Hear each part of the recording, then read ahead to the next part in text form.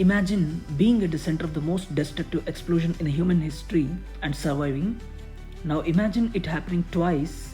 This is the unbelievable true story of Tsutomu Yamaguchi. Chapter 1, August 6th, 1945, Hiroshima. It was August 6, 1945. Tsutomu Yamaguchi, a 29-year-old engineer, was on a business trip in Hiroshima. It was supposed to be his last day in the city. As he walked to the shipyard, something unusual caught his eye. A single bomber flying high above the city.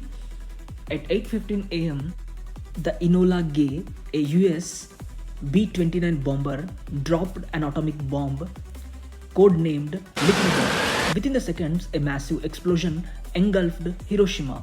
Yamaguchi was just 3 kilometers from the ground zero, which is 1.8 miles.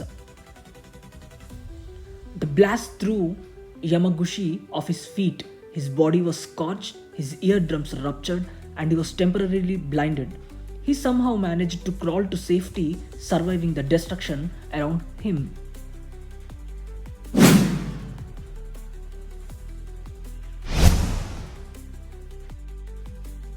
Chapter 2, A Journey Back to Nagasaki. Despite his injuries, Yamaguchi knew he had to get back home. The next morning, in the unbelievable pain, he made his way to the train station and took one of the last working trains back to Nagasaki, which is his hometown. But what he did not know was the fate had another twist waiting for him. Chapter 3, August 9th, 1945, Nagasaki.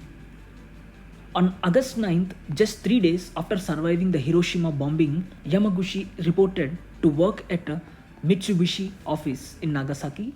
His boss asked why he was covered in bandages, and Yamaguchi tried to explain the horrific event he had just lived through.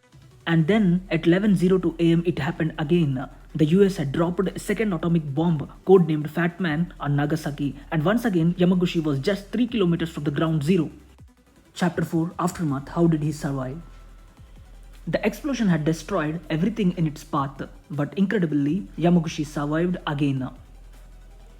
Yamaguchi suffered severe burns, radiation, sickness, and extreme trauma, but he refused to give up. He recovered, raised a family, and lived a long life, eventually passing away at the age of 93 in 2010. In 2009, the Japanese government officially recognized him as the only person to have survived both the atomic bombings.